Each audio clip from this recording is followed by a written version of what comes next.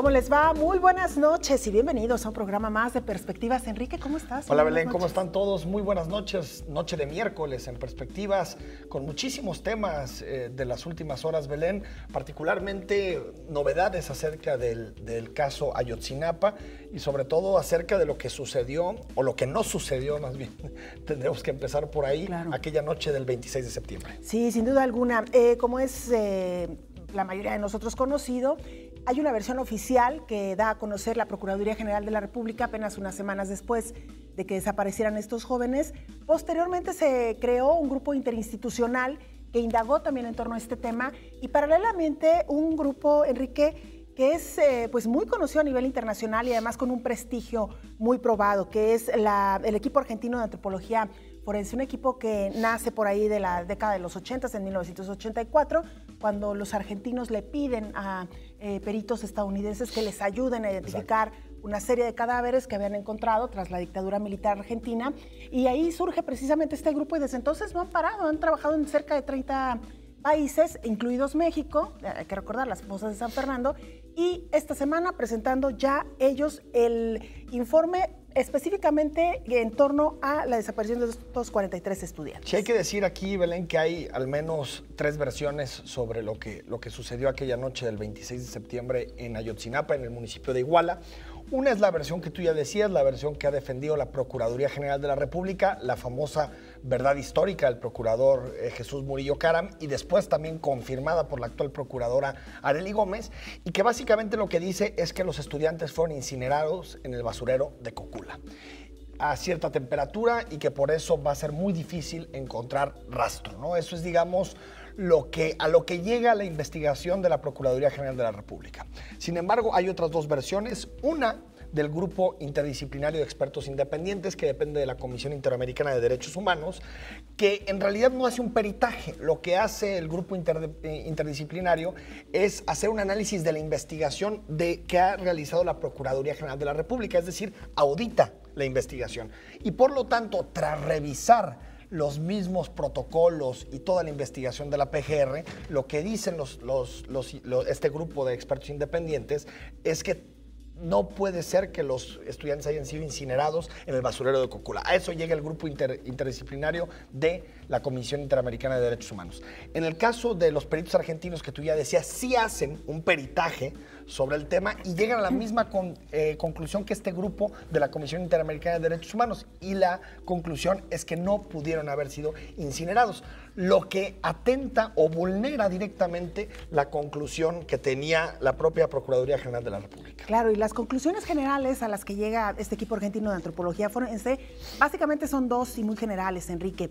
Concluyen que en el basurero de Cocula ha habido múltiples quemas a lo largo de por lo menos 10 años, es decir, que esto que encontraron la Procuraduría General de la República pues no era reciente y que durante 10 años se han llevado a cabo quemas en ese sitio. Y la otra gran conclusión es que se encontraron varios miles de fragmentos óseos, todos carbonizados o calcinados, y que en el basurero han sido depositados restos humanos, no ahorita, desde hace al menos 10 años, y ellos, los que pudieron recabar, son restos humanos de al menos 19 personas distintas. Ninguno de ellos coincide con el ADN de los 43 estudiantes desaparecidos. Y que, digamos, traza o, digamos, diluye el nexo que quería probar la PGR entre, digamos, las incineraciones y la muerte de los estudiantes. Es decir, rompe ese vínculo que también, por cierto, Belén, lo hizo en su momento el laboratorio de Austria, de la Universidad de Innsbruck, porque en la Universidad de Innsbruck se logró probar de uno de los normalistas, de uno de los 43, pero no se ha logrado probar de ninguno otro de los estudiantes desaparecidos en la noche del 26 de septiembre. Es decir, creo que lo que nos lleva a esto, lo que han dicho los peritos argentinos, lo que dice la Comisión Interamericana de Derechos Humanos, es que tenemos una investigación que no ha llegado a ningún lado. Esa es la realidad. Por más que la investigación tenga actualmente poco más, Belén, de 1.500 páginas de investigación sobre el caso, lo que nos están diciendo es que todavía al momento, al día de hoy, cuando han pasado prácticamente 15 meses de la tragedia, no sabemos realmente, 16 meses, perdón, de la tragedia, no sabemos realmente qué ocurrió la noche del 26 de septiembre. Y eso tendría que llevar al gobierno federal ya no a encasillarse y a criticar la labor de los peritos argentinos, que lo ha hecho prácticamente desde que están en territorio mexicano, sino analizar a fondo el caso y tratar de llegar a otras explicaciones que realmente puedan ser probadas. Claro, y además, Enrique, pues de nueva cuenta, este dictamen que no viene nada más que a ratificar lo que ya habían dicho, como bien dices, algunos otros expertos, incluso investigadores de la Universidad Nacional Autónoma de México. En su momento, habían señalado también que no era posible alcanzar pues esas temperaturas como para desintegrar los restos humanos, pero al final de cuentas estamos otra vez como al principio. ¿De quién son, en primer lugar, esos 19, o más bien esos restos de esas 19 personas que hoy el equipo forense argentino dice están? ¿A quiénes han depositado en ese basurero?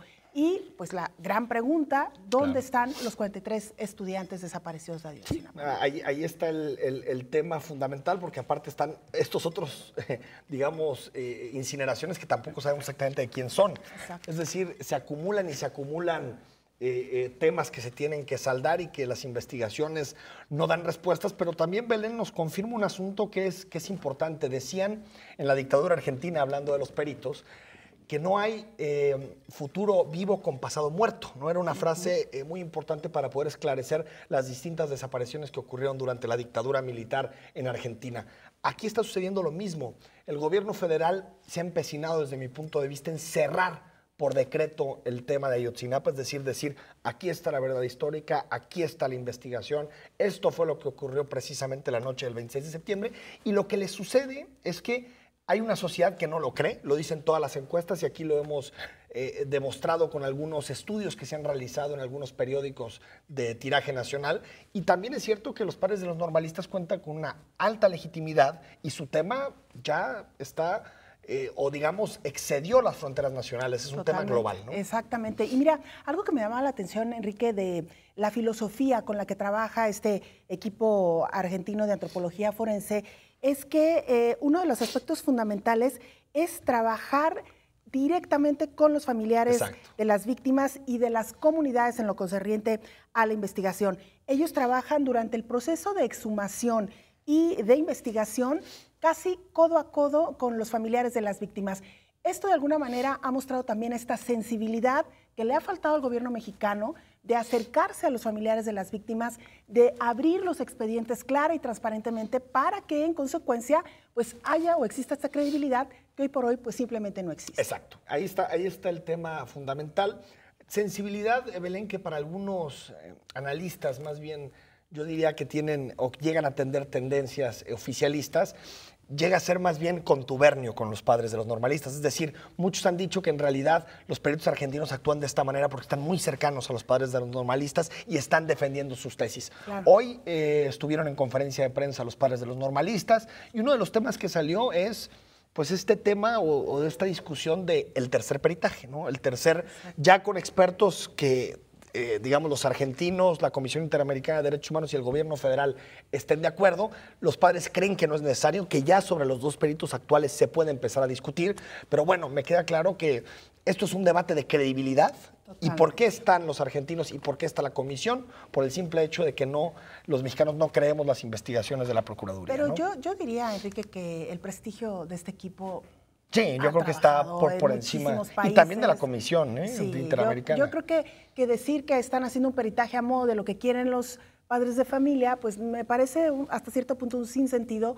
Hay detrás de este equipo mucho trabajo, muchos años de experiencia. Por supuesto. Y han trabajado en muchísimos países, es decir... Sí. No, y no pondrían su prestigio a este tipo de manejos. Exacto. Y ahora hay que recordar que en abril se vence el plazo para que los expertos independientes sigan en territorio nacional y hasta el momento, Belén, no se le ha renovado el permiso para que estén en territorio nacional, porque hay que recordar que estos expertos son de alguna forma financiados por el gobierno mexicano, ¿no? Claro. Tiene que pagar su manutención y no se ha renovado y sería una lástima que este grupo de la Comisión Interamericana de Derechos Humanos se fuera sin tener una versión que por lo menos tuviera cierta credibilidad social, ¿no? Claro, y Enrique, hay otro tema que hemos también venido abordando a lo largo de los últimos días y que estamos pues ya a nada de que el Papa Francisco visite nuestro país. Esta visita oficial, su primera visita oficial a México, se llevará a cabo del 12 al 17 de febrero.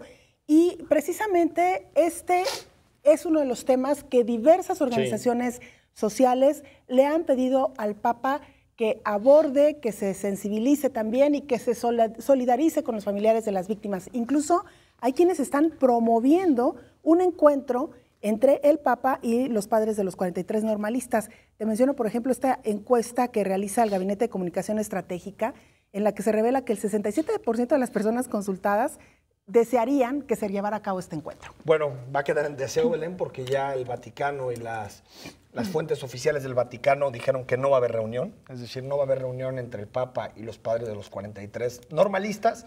Digamos, en paralelo a esto, el Papa hizo una invitación abierta a los padres a que se presenten a la misa que dará en los distintos lugares del país, es decir, hay una invitación expresa. Sin embargo, Belén, creo que aquí el Papa Francisco privilegió la diplomacia por encima de este mensaje que sería muy interesante en términos simbólicos, ¿no? Sí, reunirse con los padres de los normalistas y solidarizarse en términos simbólicos con los miles y miles de desaparecidos que hay en este país. Yo creo que el Papa lo tenía que haber hecho, no lo hizo porque privilegió tener relaciones políticas adecuadas con el gobierno mexicano antes que sensibilizarse por un tema tan importante y tan clave en América Latina como es las desapariciones, ¿no? Sí, aunque hay que mencionar, Enrique, que el Papa por ahí deslizó un mensaje muy pequeño en este mensaje videograbado que envió el pasado 7 de febrero a propósito de su visita a México, y en alguna de las líneas que por ahí mencionó dijo: deseo ir como misionero de la misericordia de la paz. Me parece que entre todo lo que dijo, por ahí esta palabra pudiera significar algo. Veremos qué ocurre en sus homilías, en sus mensajes que pronunciará a lo largo de los varios días que estará en nuestro país. Y no puedo dejar de pensar en su visita a Estados Unidos, Enrique, sí, y este papel y estos discursos que también pronunció frente al Congreso de Estados Unidos, pidiendo a los legisladores que también pues hicieran algo con el tema de la migración. Ahí fue más contundente, ¿no? Pero yo creo que el Papa ha diluido en los últimos días su mensaje crítico. A mí me queda clarísimo que viene a México sí a decir algunas cosas que serán interpretadas en clave nacional. Sin embargo, creo que sus discursos serán muy similares a los discursos que hace en otros lados del mundo. Ojalá en Ciudad Juárez fuera más claro, fuera más puntual con los temas. En Michoacán fuera, digamos, un señalador directo de lo que está ocurriendo en este estado. Yo creo, Belén, que está privilegiando la parte diplomática. No veo este Papa arriesgado. Y, por ejemplo, en este de vengo como un mensajero de paz, pues lo puede decir en cualquier país, ¿no? Yo creo que México tiene su problemática y la voz del Papa aquí en este país pesa muchísimo. México es un país muy católico y aparte es un país muy papista, ¿no? Así es. Y además el Papa es muy mariano, así que vamos a ver también qué es lo que sucede en su visita a la Basílica de la Virgen de Guadalupe. Enrique, antes de irnos a la pausa, nos llega un mensaje de Alex Espinosa a través de nuestra cuenta institucional en Twitter. Alex nos dice: insisten en afirmar que la policía entregó a los 43 estudiantes de Ayotzinapa y a los 5 de Veracruz, cuando en realidad el famoso cártel es conformado por todas las policías de este país, el cual ha logrado encubrirse en las sombras bajo el cobijo de los demás cárteles. Me pregunto, ¿los policías asesinos van a entregar a policías asesinos? Pues, parte de la reflexión, ¿no?, que está haciendo ya nuestro auditorio. Y bueno, antes de retirarnos, la elección en Estados Unidos, de irnos a la pausa, claro, la elección de New Hampshire, ganó Trump, por un lado, el favorito de México, y Bernie Sanders, por parte de los demócratas, para aquellos que decían que la elección en Estados Unidos era elegir entre Coca y Pepsi, ¿no?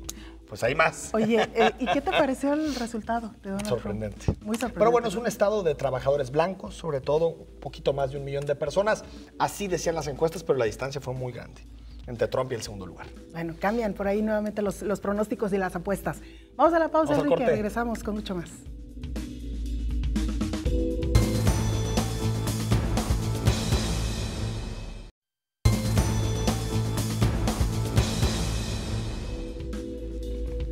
Estamos de regreso en Perspectiva y saludamos a Erika Loyo, ella es titular del Instituto Jalisciense de las Mujeres. Erika, ¿cómo estás? Muy bien, muchas gracias. Gracias por la invitación. Gracias. Muchas gracias. Gracias por estar aquí, Erika. ¿Qué sigue después de esta alerta de violencia contra las mujeres? Pues mira, después del anuncio que hizo el gobernador de los 15 puntos de la estrategia, lo que sigue ahora pues es comenzar a echarlos a andar a partir de un trabajo transversal con todas las dependencias que están implicadas, aterrizar a los municipios para también armar un trabajo colaborativo y de acompañamiento. El día de hoy estuvimos en el Ayuntamiento de Guadalajara con las regidoras de las comisiones de Igualdad y Derechos Humanos y las titulares de los municipios en donde se genera el tema de la alerta. Hubo grandes acuerdos, la verdad, de trabajar de manera permanente y constante en mesas de trabajo ya con ciertas responsabilidades. Y el miércoles el grupo, los integrantes del grupo, van a presentarle las conclusiones al Poder Legislativo.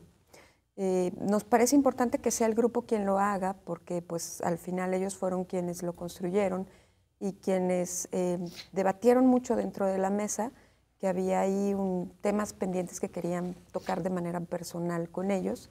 Entonces es importante que el espacio se abra para ellos, ¿no? Claro. Erika, entendemos que esta ley, sin duda alguna, más bien esta alerta, implicará algunos cambios, empezando, por ejemplo, por el Código Penal de nuestra entidad. ¿Cuáles cambios o cuáles ajustes principales son los que tú observas y deberían llevarse a cabo? Mira, cuando lo tocamos en el seno del grupo, la discusión fue muy nutrida porque pues había diferentes puntos de vista en torno al listado que tendríamos que hacer, ¿no? con estos cambios. Y en el propio informe, cuando se toca el tema de la legislación, hay un paréntesis que dice pendiente, porque era un tema pendiente que ellos querían tocar directamente con el Poder Legislativo, que lo bueno es que será la semana que entra. En mi opinión, la agenda con el Legislativo es muy amplia, es muy grande, tendrá que ver con todos los códigos, con muy diversos códigos, el civil, el penal, con todos los que tengan que atender este tema.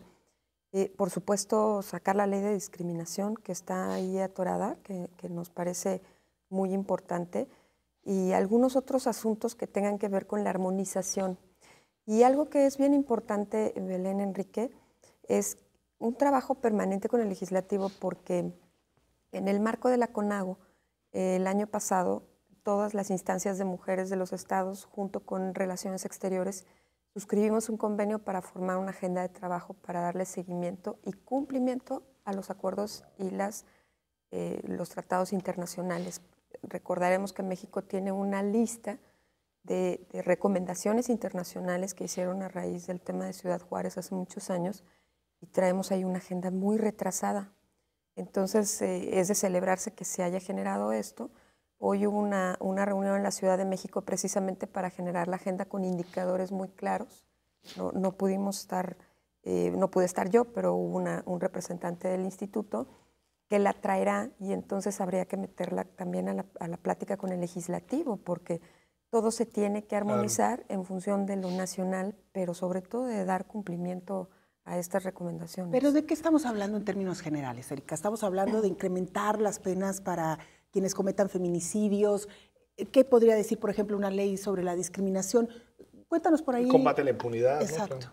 Sí, mira, yo en lo que yo estuve viendo con el desarrollo del grupo, creo que es muy importante iniciar una revisión profunda del protocolo de feminicidio, por ejemplo, ¿no? que cuando estuvo aquí la doctora Nira Cárdenas de ONU, fue una recomendación muy puntual, y nosotros estuvimos en toda la disposición de hacerlo. Claro. Y eso hay que hacerlo no solo en el protocolo, sino también en el tipo legal, ¿no? Que también hay que debatir sobre eso. Creo que también ahí tenemos que hacer algunas adecuaciones con el tema de las órdenes de protección, para que esto también pueda tener garantía, ¿no? Y junto con ello generar una guía de emisión de las mismas, porque había criterios distintos a la orden de emitir una orden de protección. El síndico, y por eso se desfasa entre las denuncias y las órdenes de protección. Así es, porque, por ejemplo, en los municipios, los síndicos están facultados para emitir una orden de protección, y en su mayoría no lo hacen, y buscan que lo hagan los jueces. Entonces es bien importante que tengamos una guía bien establecida con un protocolo para que todo el mundo sepa en qué casos se debe de emitir una orden de protección, porque está comprobado, y el estudio así lo demuestra, que cuando empezaron a emitirse las órdenes de protección hay índices que disminuyen, porque ahí salvamos muchas vidas. Claro. ¿No? Erika, ¿cómo hacer para facilitar la denuncia de las mujeres? Es decir, creo que uno de los graves problemas es que la mujer tiene mucho que perder cuando da este paso, ¿no? También mucho que ganar, pero a corto plazo de pronto es difícil valorar eso. ¿Cómo hacer para facilitar la denuncia? Pues mira, en términos de disminuir el proceso burocrático, eso es indispensable, ¿no? El tema es que pues desde el Estado falta personal, y tenemos que cubrir algunas áreas para darle eficiencia y eficacia. Claro. Esto es vital y fundamental. Pero por el otro lado, a mí me parece, y al grupo entero le parece que para poder eficientarlo, tiene que haber un programa de empoderamiento. El empoderamiento que no solo signifique el hecho de que le capacitemos, le brindemos asesoría, que le demos posibilidad de abrir un negocio, etcétera, sino que también implica educación, interiorización de los derechos de cada una de ellas, ¿no? El tema de cómo los deben de defender, cómo los deben de asumir, el tema de que una mujer se sienta segura para poder sentirse capaz de superar la condición de violencia, ¿no? De ser capaz también de mantener a los hijos. Aunque ese es un problema gravísimo. Ese es un problema gravísimo, gravísimo, y en muchos de los casos. Porque muchas mujeres incluso padecen esa violencia con tal de que sus hijos estén bien. Por supuesto, porque además no tienen garantía de que puedan ellas darles la misma calidad de vida. Y esto a veces se atora con el tema de las pensiones alimenticias, ¿no? Y toda una serie de cosas. Entonces, esto nos parece una parte fundamental, y algo que decía el gobernador del estado, que también nos lo dejamos como una tarea muy pendiente, este tema de que cuando una mujer es violentada, pues el que debe de salir del hogar es el agresor. Totalmente. No ella. Totalmente. Porque entonces a ella la estamos sacando de su círculo, de su seno de resguardo. Claro. Y entonces tiene que haber también legislación que posibilite esto. La ley nos mandata atender también el tema de los agresores, porque tenemos que cubrir todos los círculos. Entonces, por eso es muy importante el tema de los agresores, que lo introduce el gobernador en una de las estrategias para meter programas de generar un banco de datos y programas de reeducación, pero también habrá que hablar con el legislativo para que veamos, ahorita son de mutuo propio, pero tendremos que hacer algo a lo mejor para que sean obligatorios, o para que cualquier hombre que violente a una mujer pueda llegar a tomar estos cursos, ¿no? Erika, hay un tema que justo hoy reflexionábamos con el doctor Héctor Raúl Pérez Gómez de los hospitales civiles, la importancia de involucrar a toda la sociedad. Y él decía, desde los hospitales tendremos la obligación de denunciar a aquellas mujeres, bueno, no denunciar a las mujeres, sino denunciar los casos de las mujeres que lleguen golpeadas o que lleguen con alguna agresión por parte de sus maridos o de algún familiar muy cercano. ¿Esto también viene ya dentro de la alerta, el denunciar, digamos, si el vecino ve alguna agresión? ¿No? Sí, por supuesto, porque justo uno de las recomendaciones y conclusiones que nos ponían dentro del informe es difundan la alerta, ¿no? Hagámosla pública, que la conozcamos todos, que sepamos en qué consiste. En ese proceso estamos ahorita, y por eso el gobernador diseña la estrategia de atención junto con el lema Juntas y Juntos por Ellas. Y este es un llamado a volver el tema una causa común, porque estamos ciertos de que si no la volvemos una causa común, si no hacemos que nos indigne ver casos de mujeres violentadas y niñas violentadas, así como nos indigna el secuestro, el robo o el asalto, pues no se vuelve una causa de todos. Sí. Es una tarea monumental. De rechazo social también, ¿no? Por supuesto. De condena, de asumir cada quien su parte, porque si no lo hacemos así, pues no podemos desde la estructura solamente del gobierno, ¿no? Tenemos que involucrarnos todas y todos en función de buscar que la sociedad sea una sociedad menos violenta y que las mujeres de este estado no sean agredidas en ninguna de sus tipos y modalidades. Esa es la clave, hacerla una causa común. Erika, ¿y la vivienda para las mujeres que son víctimas de violencia de género? ¿Cómo están los refugios, por ejemplo? Ahí es también una de las conclusiones a las que llega el grupo y de lo que el gobernador pone en la estrategia. En este momento hay una tensión hacia los refugios en términos de infraestructura. Okay. Tenían algunos de ellos ya muchos años sin ser intervenidos, y ahorita en este momento ya están siendo intervenidos incluso por condiciones de sanidad. Porque hasta hay algunos refugios, sobre todo el que es oculto y que nadie debe de conocer, que ahí llegan las mujeres con sus hijas y sus hijos. Entonces, a veces, dependiendo, no nada más ahí puede haber 10 mujeres, pero hay 40 niños, porque pues hay que resguardarlos a todos. Y ese es un costo que corre con él el DIF Jalisco en términos de la alimentación, de los programas, de la ayuda psicológica, a veces tratamiento médico, muchas cosas que pasan allá adentro.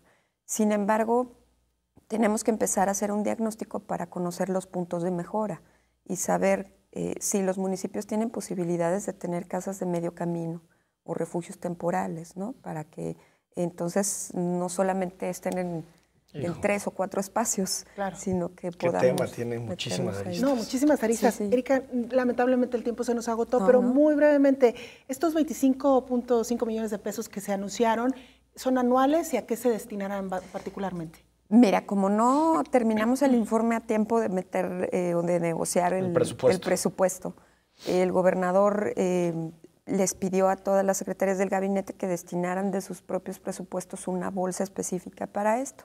Entonces juntan los 25.6 millones de pesos que cada secretaría va a ejercer de acuerdo al lineamiento de la estrategia. No es que los vayamos a repartir, es que están alineados al cumplimiento de la estrategia. Hay algunos presupuestos federales que sí podrían bajar a los ayuntamientos y que hoy estuvimos conversando sobre de ello. Entonces se van a ir aplicando. La idea es que con esta bolsa inicial podamos avanzar y buscar a lo mejor con un presupuesto con perspectiva de género tener algo más.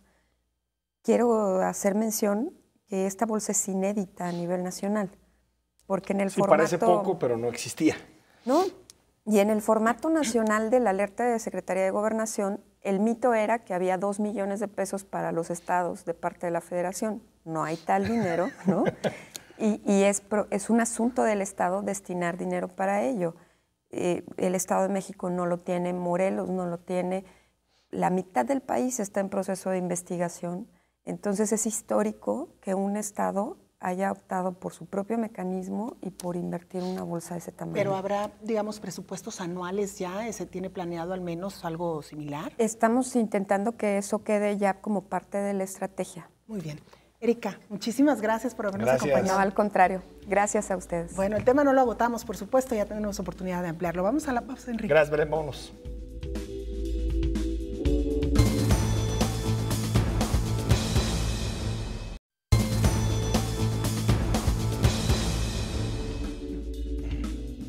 Estamos de regreso esta noche en Perspectivas. Gracias a usted por acompañarnos y gracias también a quienes ya están participando con sus comentarios y opiniones a través de nuestras cuentas institucionales que aparecen ahí en pantalla. Y hoy otro gran tema, Enrique, la fiscalización, los sistemas anticorrupción, la transparencia, temas fundamentales y sin duda alguna necesarios hoy por hoy en Jalisco y bueno, en todo el mundo. Y es por ello que hemos invitado a dialogar esta noche al Contralor del Estado de Jalisco, Juan José Bañuelos Guardado. Vamos a conocer parte de su historia. Juan José Bañuelos Guardado es expresidente municipal de Zapopan y abogado egresado de la Universidad de Guadalajara. Tiene una maestría en Gobierno y Administración Pública por el Colegio de Jalisco. Ha sido diputado local y federal, además de haber sido oficial mayor administrativo del Ayuntamiento de Guadalajara. Actualmente es el Contralor del Estado de Jalisco y esta noche nos acompaña en Perspectivas. Contralor, bienvenido. Buenas noches. Muchas gracias por estar aquí. Me da mucho gusto estar con ustedes. Gracias. Contralor, si le parece, y un poco antes de entrar a los temas más profundos, me parece que es importante también hacer una recapitulación de lo que han sido estos 3 años de ejercicio de la Contraloría en los que usted ha estado al frente. Recuerdo, por ejemplo, en su llegada a esta responsabilidad, hablaba de una revisión que se había hecho a la cuenta pública o al año anterior a que llegaran ustedes, que fue el último año de administración del gobernador Emilio González Márquez, y habían encontrado por ahí faltantes cercanos a los 7,573 millones de pesos. ¿Qué ha pasado desde entonces, Contralor? Han pasado muchas cosas y estamos trabajando con el propósito de que estas cosas las conozca la gente. Nada más que este tema es muy especializado, muy como de... arenoso, digamos, así como lo señalas. Entonces, pero nos hemos propuesto explicar desde qué es la auditoría, quién la hace, cómo la hace, qué procedimientos se siguen, qué resultados se tienen y cuándo se termina. Parece sencillo, pero debo decirles que este es uno de los problemas fundamentales en todo el país, Claro. la manera en cómo hacemos la auditoría. Y puedo asegurarles que no hay una sola institución en el país donde la hagamos todos de la misma manera. Entonces, este es uno de los problemas que tenemos, en la medida que también venimos trabajando por tener una homologación del procedimiento de Contraloría. Pero para poder desarrollar una homologación del procedimiento de auditoría, necesitamos primero homologar la norma que le da vida a la Contraloría, y esto significa la ley de responsabilidades, la ley orgánica del Poder Ejecutivo, la ley de servidores públicos, la ley de adquisiciones, y son aproximadamente 10 leyes que ya las hemos venido estudiando, las tenemos en disposición de empezar a trabajar. Pero lo que me preguntan ustedes es qué ha pasado con esas cantidades. Cuando nosotros hicimos el señalamiento, decíamos que eran cantidades que están en riesgo de convertirse en un daño patrimonial para el Estado. Que no están bien solventadas, digamos. Es decir, que necesitan ser solventadas. ¿Por qué? Porque estaban las observaciones, pero no existían las respuestas. Y aquí tenemos una falla de procedimiento fuera de lugar, porque yo debo preguntarle al titular de una dependencia por qué existen esas presuntas irregularidades, pero cuando yo hago la pregunta, el titular de la dependencia ya no es funcionario, claro, y no se siente obligado a darnos una respuesta. Y el nuevo funcionario no tiene antecedentes. Entonces, eso usted no lo puede llamar al nuevo funcionario le pregunto y me va a dar las respuestas que pueda, y habrá respuestas que no me dé. Entonces yo debo presionar para que esas respuestas aparezcan. Bien. Debo decirles que estamos en proceso de todo lo que tiene que ver con la administración anterior, está debidamente auditado. Empezamos a subir información con lo de Ciudad Judicial. Estamos subiendo información en este momento, cada día subimos 2, 3 auditorías donde se está señalando todos los detalles, y finalmente, en un enorme cuadro analítico, explicaremos las cantidades que buscábamos, las respuestas que tuvimos, la situación total final de la auditoría. Aumentó la cantidad, se redujo y todo eso, y ahí quedará. Estarán los expedientes completos, hoja por hoja, para que cada persona pueda acceder a ellos y pueda definitivamente tener una idea de lo que significa todo esto que hacemos. Pero no está solventado entonces al 100% los gastos de la administración de Emilio González. No. ¿Y por qué, Contralor? Entiendo que a usted no le toca meter gente a la cárcel, pero ¿por qué no hay nadie pagando por lo que sucedió? Bueno, porque... Eso es un tema de la Fiscalía, ¿no ha actuado la Fiscalía? Yo debo decirte, y a lo mejor lo que te digo a mucha gente no le va a gustar, la ley no está hecha para castigar. Está hecha para... Está hecha para hacerse disimulada. Ah, mira. Entonces, se dificulta el castigo. Se dificulta el castigo. ¿Por qué digo yo que a mí no me corresponde? Porque la ley no dice que yo debo de meter a nadie a la cárcel. No. Ahí me dice, tú haces auditorías y en donde encuentras circunstancias que no se expliquen, que puedan tener característica de la comisión de un delito, haces una denuncia. Y a partir de las denuncias, el trabajo es de la Fiscalía. Pero aún así, la Fiscalía tiene dificultades. ¿Por qué? Porque desde luego vivimos en un Estado de Derecho. Los funcionarios presuntamente nominados tienen derecho a defenderse y hay mecanismos de defensa que manejan muy bien. Hay funcionarios que han venido promoviendo amparo tras amparo, otros han salido del país, otros no sabemos dónde están. Entonces, sí, efectivamente, hay pocos resultados en el momento final. Oiga, Contralor, ¿y es usted la instancia indicada para presentar estas denuncias ante la Fiscalía? Me da la ley, el reglamento de la Contraloría esa facultad. ¿Hasta ahora cuántas denuncias han interpuesto ante la Fiscalía? Mire, yo llevo 12 denuncias presentadas que involucran tal vez unas 30 o 40 gentes y estoy todavía por presentar otras 2 y debo decirles que acabamos de concluir la auditoría del CODE, todo lo que tiene que ver con Juegos Panamericanos, y tenemos problemas para terminar la auditoría que tiene que ver con el conjunto habitacional que fue la Villa Panamericana. ¿Por qué han tenido problemas, Contralor? Porque no nos dejaron la información ahí para que llegáramos a tomarla. A revisar. Hemos tenido que buscarla. ¿No le dejaron un archivo que dijera Villa Panamericana? Nada. Entonces, las personas me dicen, oye, Villa Panamericana es IPROVIPE, Villa Panamericana es CODE, Villa Panamericana es pensiones. Entonces, debemos de tener una visión general. Pero lo estamos haciendo y todo eso estará al alcance de las personas en la página de la Contraloría. En el caso, Contralor, de los Juegos Panamericanos, ¿se han encontrado irregularidades serias? Los Juegos Panamericanos es la denominación de un festejo que se financió a través de diferentes dependencias y entidades del gobierno del Estado.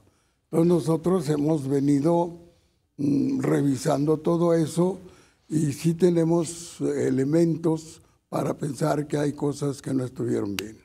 Oiga, Contralor, y un poco para entrar ya a otros temas, le preguntamos sobre la fiscalización a la administración pasada porque se generaron muchas expectativas de este gobierno de que ahora sí veríamos a funcionarios que no habían actuado de manera correcta pues ante un juez y siendo procesados. Han pasado pues ya 3 años, hay algunos que sí ya están rindiendo cuentas. Algunos han llegado a la cárcel, Sí. pero también han salido muy rápido. Sí, Exacto. La pregunta, Contralor, es ¿qué sensación hay al interior de una dependencia como la de usted, o en lo particular hacia usted, de realizar todo este trabajo y ver que finalmente pues no hay tampoco responsables? Bueno, a veces nos sentimos un tanto frustrados porque una de las características del trabajo que hemos hecho se sustenta en la idea de que no podemos presentar una denuncia si no tenemos elementos de prueba. Porque entonces no estamos denunciando, estamos calumniando. Exacto. Y entonces no estamos haciendo una auditoría, estamos persiguiendo a alguna persona. Yo les puedo asegurar que no he perseguido a nadie, no soy un agente con fobias, soy obsesivo en mi trabajo, he estado haciendo las cosas con mucho detenimiento y me interesa sobre todo que en este ejercicio haya un comportamiento ético para poder recuperar la confianza de la ciudadanía en los procedimientos de auditoría. Vamos a un corte en perspectiva, seguimos platicando esta noche con el Contralor Estatal.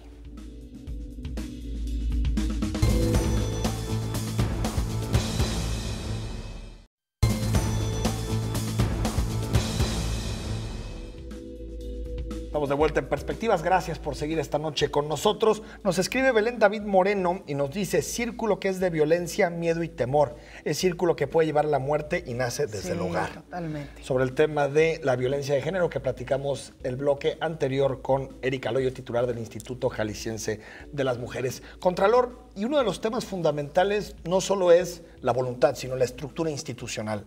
¿Qué tantos dientes tiene la Contraloría realmente para llegar a fondo en los casos de corrupción? ¿Cómo describiría la situación actual de la Contraloría? Bueno, yo puedo definir la Contraloría como un organismo que se encarga de verificar las acciones de los diferentes órganos de gobierno. Esta verificación hasta hoy se desarrolla alrededor de dos grandes temas. El primero es el que tiene que ver con la observancia de la ley.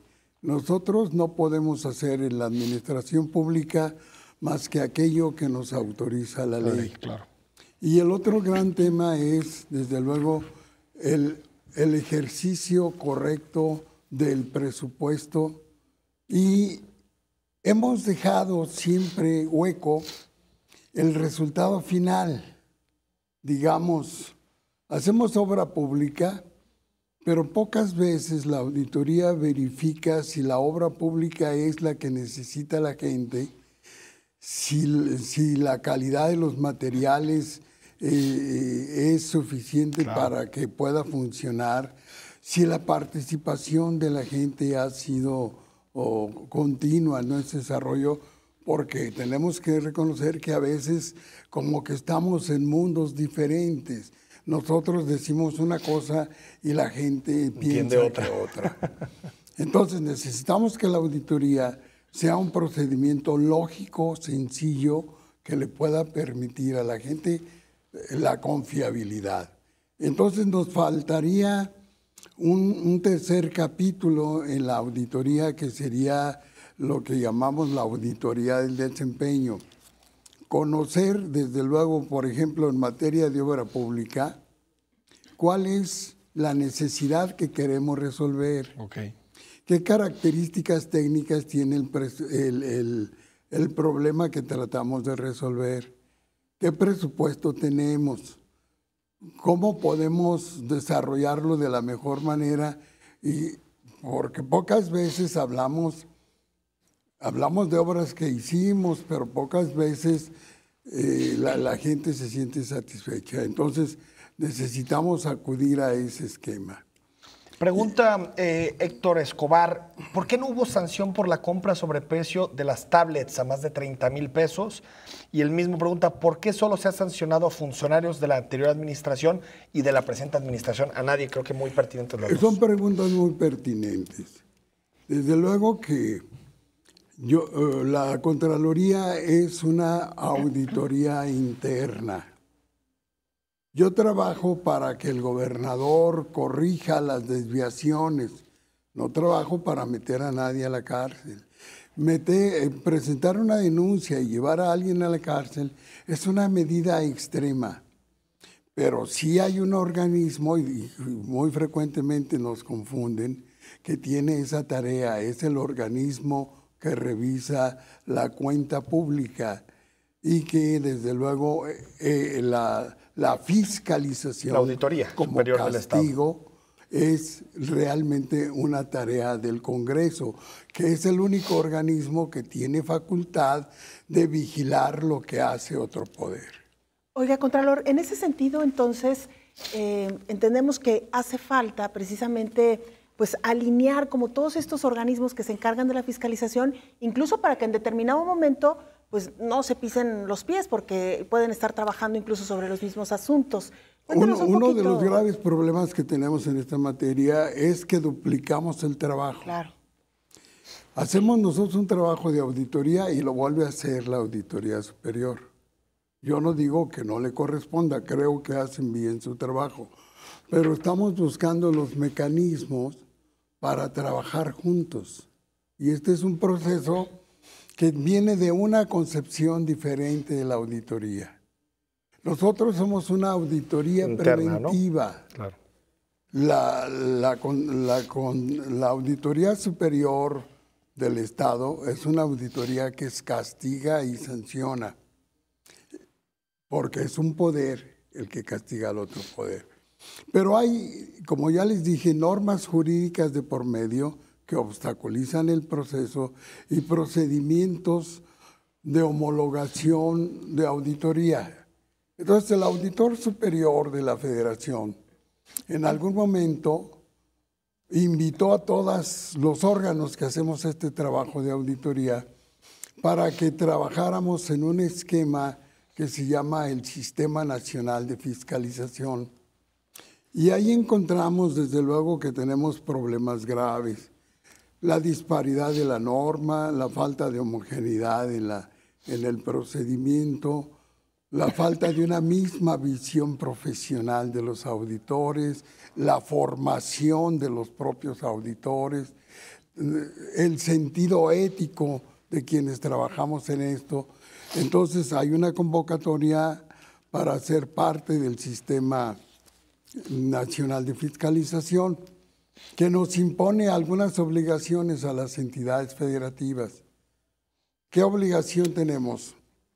Tenemos la obligación de organizar los 125 municipios del Estado para trabajar junto con ellos, porque si no el sistema no se integra. El sistema es un conjunto muy grande. Y una vez que hemos integrado a los 125 contralores de los municipios, integrar con los contralores de los poderes y con los contralores de los organismos autónomos el sistema estatal de fiscalización. Lo organizamos en la anterior administración y en el mes de noviembre, una vez que entró la nueva administración municipal, pudimos organizar nuevamente y ya estamos trabajando para poder tener una visión de cuál es el panorama específico en materia de auditoría en todo el Estado. Ya iniciamos trabajos de capacitación y ahora tenemos que poner a discusión algunas cuestiones fundamentales. Por ejemplo, hoy se discuten temas curiosos. Se habla de que hay funcionarios que ganan más que el propio gobernador y la justificación es que así lo dice la ley. Y yo no puedo dudar que semejantes personalidades así lo digan, pero me resulta una inquietud. Y no hay un concepto ético de la función pública que por decoro personal me diga, me voy a recortar el salario. Yo creo que estamos ante un problema. Yo confío más en las leyes que en la voluntad, Contralor. Yo creo que habría que bajar los salarios de golpe. Yo también, pero no puede haber una disposición que baje los salarios porque hay principios legales que le dan fundamento para defenderse. Los tabuladores, vamos. No los tabuladores, la propia norma jurídica. A ninguna persona podrá aplicársele una norma que le afecte con carácter retroactivo. Sí, pero ya para el siguiente ya habrá un descenso en el sueldo. Contralor, preguntarle en relación a la pregunta que hacía también Héctor, ¿se le necesita dar más autonomía a la Contraloría para que realmente pueda auditar las administraciones actuales y no solo las anteriores? Déjame contestarte con una respuesta. Aquí sí traigo acordeón, porque antes de la nueva tendencia ahora del Sistema Nacional Anticorrupción, los legisladores tuvieron que modificar la Constitución. Con estas modificaciones constitucionales, el Congreso empezará a discutir el tema de una nueva ley anticorrupción en el próximo mes de mayo. Sí. Lo que me permite decirles que el Sistema Nacional Anticorrupción y la Ley Anticorrupción en este momento no existen, son un proyecto. Sí. Un proyecto que va muy encaminado. Pero el Congreso, las modificaciones constitucionales le dan facultades al Congreso, primero porque está autorizado para expedir una nueva ley general en materia de anticorrupción. Que esta ley establece cuáles son las conductas graves que son consideradas como corrupción. Sí. Porque, entre otras cosas, la corrupción no es un delito. No está tipificado como delito. Ya lo va a ser. En el Código Penal existen de los delitos que cometen los funcionarios públicos y en ningún momento dado se habla de corrupción. Ahora que se trabaje en esta nueva ley, yo creo que podrá decir, se entenderán como corrupción este tipo de delitos y será larguísima la lista. Y desde luego deben ser duras las sanciones. Creo que son 14, ¿no? Al final, vinculados a la corrupción. Ahora, Contralor, volviendo a la pregunta, ¿se necesita más autonomía para la Contraloría? Este es un tema que se discute mucho. Estructuralmente, la Contraloría es una dependencia que depende del Ejecutivo. Exacto. Entonces, en esa dependencia orgánica, pues obviamente no hay autonomía, hay dependencia. Completamente. Entonces, podríamos decir que los contralores debiéramos tener la formación y fortaleza moral para poderle hacer saber al gobernador dónde se están cometiendo fallas. Si yo no tengo opción de decirle al gobernador, no estoy cumpliendo mi papel, exacto, porque mi papel es proteger al gobernador, proteger a la administración y decirle, aquí se están cometiendo estas fallas. Él es el director de la orquesta. Y hay muchas gentes desafinadas y en lugar de armonizar, desafinan más. Entonces mi papel es decirle que él es el que desafina, este también. ¿Y si el gobernador es el que desafina? Ahí ya no es competencia mía. Ahí es, a lo mejor yo se lo pudiera decir, pero corro siempre el riesgo que todos los contralores tenemos de que nos podemos ir rápidamente. Hay que recordar el caso de... Ahí está. Sí, de donde a nivel sí federal está, con la función donde pública. sí está plenamente garantizada la autonomía es en la auditoría del Estado. Bueno, sí, jurídicamente, ¿no? Aunque sea. Es que ese es el problema. En un lado podemos creer que las personas son suficientes, exacto, pero personas, por muy capaces que sean, si no hay normas, sistemas, exacto, y apoyo legal, es muy difícil. Contralor, muchas gracias por habernos acompañado. Lamentablemente el tiempo se nos agotó. Pues qué tristeza, pero me gustaría venir claro que sí, con ustedes lo vamos a platicar otra vez, porque estos son temas que nos interesa que la gente sepa. Por supuesto, gracias, la puerta está abierta y agendamos. Me dio mucho gusto estar con ustedes. Muchas gracias, Contralor. Muy buenas noches. Enrique, nos vamos. Viernes de personaje, no se olviden. Y muchas gracias a usted, muy buenas noches.